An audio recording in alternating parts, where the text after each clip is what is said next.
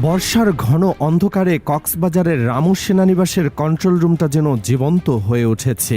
Radar স্ক্রিনের ওপর সবুজ ব্লিপগুলো একটার পর একটা ফুটে উঠছে, আর ডিজিটাল ম্যাপের ওপর দিয়ে লাল রঙের একটা লাইন ধীরে ধীরে বাংলাদেশের ভেতরের দিকে এগিয়ে আসছে।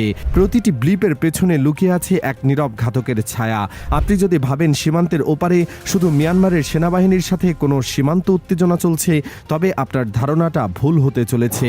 আসল খেলাটা অনেক গভীরে, একেবারে ছায়ার মতো চলছে এক যুদ্ধ, যেখানে শত্রুকে চোখে দেখা যাচ্ছে না, কিন্তু তার শ্বাস প্রশ্বাসটা টের পাওয়া যাচ্ছে প্রতিটি মুহূর্তে। ঠিক এই নীরবতার ভেতর দিয়ে বাংলাদেশের জাতীয় নিরাপত্তার এক অদৃশ্য আশঙ্কা ধীরে ধীরে তার মাথা তুলছে। গভীর সমুদ্রে মাছ ধরতে যাওয়া নিরীহ জেলেরা হঠাৎ করে নিখোঁজ হয়ে যাচ্ছে পার্বত্য চট্টগ্রামের দুর্গম পাহাড়ি এলাকায়। যেখানে এক সময় শুধু পাখির ডাক শোনা যেত, সেখানে এখন আগ্নেয়াস্ত্রের মতো গুলির আওয়াজ ভেসে আসছে। এসব অস্ত্র কোথা থেকে আসছে, কে সরবরাহ করছে, এগুলো খোঁজ নিলে একটা নাম বারবার সামনে চলে আসে, যারা সরাসরি বাংলাদেশে ঢুকে তাদের নাগালের বাইরে থাকা একটি মারাত্মক খেলা খেলতে শুরু করেছে। তারা হলো মিয়ানমারের বিদ্রোহী গোষ্ঠী আরাকান আর্মি। কিন্তু আসল প্রশ্ন হলো, মিয়ানমারের সেনাবাহিনীর সাথে লড়াই করতে থাকা এই গোষ্ঠীটি হঠাৎ করে বাংলাদেশ সীমান্তে এত আগ্রাসী হওয়ার কারণ কি? এর পেছনের রহস্যটা উদ্ঘাটন করলে চমকে যেতে হয়। বাংলাদেশের গোয়েন্দা সংস্থাগুলো সম্প্রতি এমন কিছু তথ্য হাতে পেয়েছে যা পুরো দক্ষিণ এশিয়ার ভূরাজনৈতিক সমীকরণকে উল্টে পাল্টে দেওয়ার মতো। গোপন সূত্রে জানা গেছে, বাংলাদেশ মিয়ানমারের দুর্গম পাহাড়ি সীমান্ত দিয়ে আরাকান আর্মি কম বেশি 7টি গোপন রুট তৈরি করেছে। এই রুটগুলো দিয়ে রাতের আধারে পাচার হয়ে আসছে অত্যাধুনিক অস্ত্রশস্ত্র, যা সরাসরি পার্বত্য চট্টগ্রামের বিচ্ছিন্নতাবাদী গোষ্ঠীগুলোর হাতে পৌঁছে যাচ্ছে। তারা বাংলাদেশের অভ্যন্তরীণ স্থিতিশীলতা ধ্বংস করার এক দীর্ঘমেয়াদী পরিকল্পনায় মেতে উঠেছে। কিন্তু এর মাঝে লুকিয়ে আছে সবচেয়ে নাটকীয় মোড়। যখন আরাকান আর্মি ভাবছে তারা বাংলাদেশের গোয়েন্দাদের ফাঁকি দিচ্ছে, ঠিক তখনই বাংলাদেশের সামরিক গোয়েন্দা সংস্থা ডিজিএফআই এমন এক ছকে পা বাড়িয়েছে যা প্রতিপক্ষের কল্পনারও বাইরে। তারা আরাকান আর্মির ভেতরেই একাধিক গোপন এজেন্টদের এক শক্তিশালী নেটওয়ার্ক তৈরি করেছে। জীবনের ঝুঁকি নিয়ে এই এজেন্টরা প্রতিনিয়ত ছবি তুলছে, অবস্থানের তথ্য পাঠিয়ে দিচ্ছে। ফল কি হয়েছে?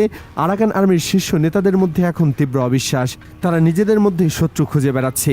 একদিকে তারা বাংলাদেশের গোয়েন্দাদের দোষারোপ করছে যে তাদের লোকদের টাকা দিয়ে কিনে নেওয়া হচ্ছে, অন্যদিকে রামুর কন্ট্রোল রুম থেকে তাদের প্রতিটি কথোপকথন রেকর্ড হচ্ছে।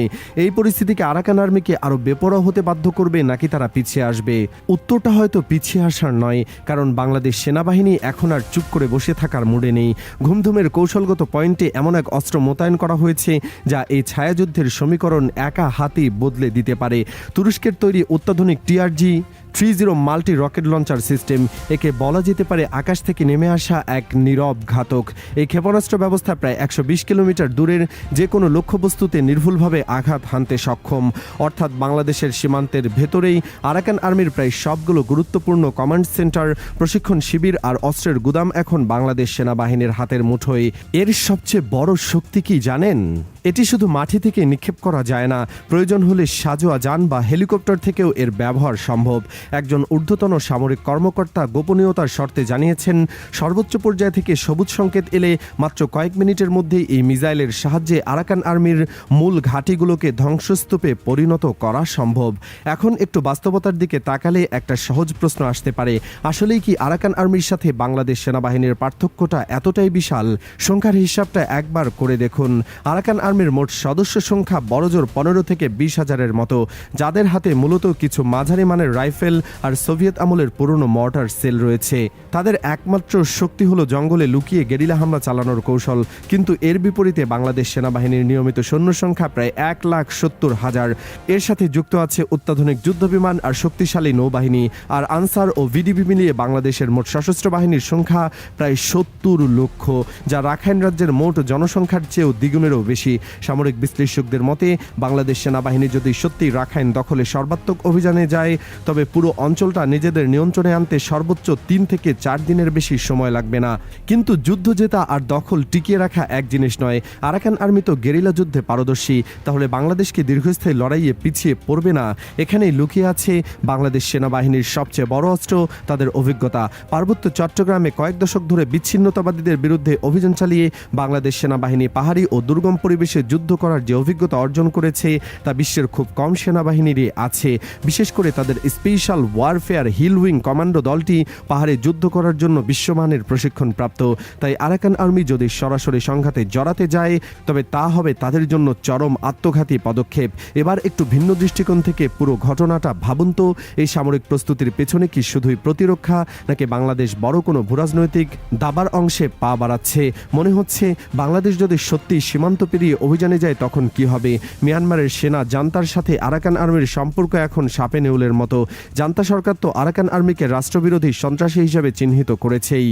এমন পরিস্থিতিতে বাংলাদেশ যদি রাখাইনে ঢুকে পড়ে তবে সেখানে যুগ যুগ ধরে নির্যাতিত রোহিঙ্গা জনগোষ্ঠী তাদের মুক্তিদাতা হিসেবে বাংলাদেশকে স্বাগত জানাবে। কয়েক লক্ষ রোহিঙ্গা তরুণকে বিশেষ প্রশিক্ষণ দিয়ে যদি এই অভিযানে নামানো হয় তবে পুরনো রাখাইন অঞ্চলটা অল্প সময়ে বাংলাদেশের নিয়ন্ত্রণে চলে আসতে পারে। এর মানে কি দাঁড়াচ্ছে?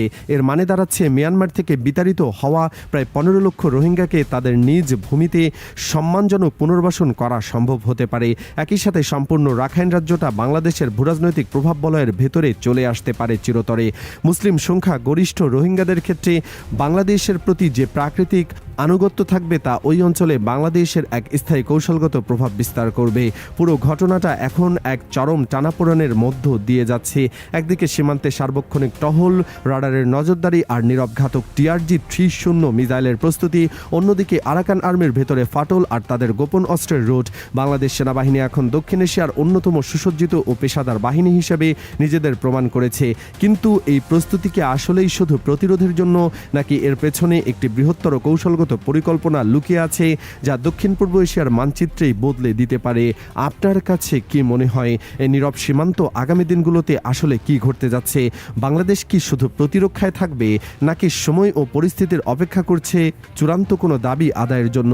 নিচে কমেন্ট করে আপনার মতামত জানান।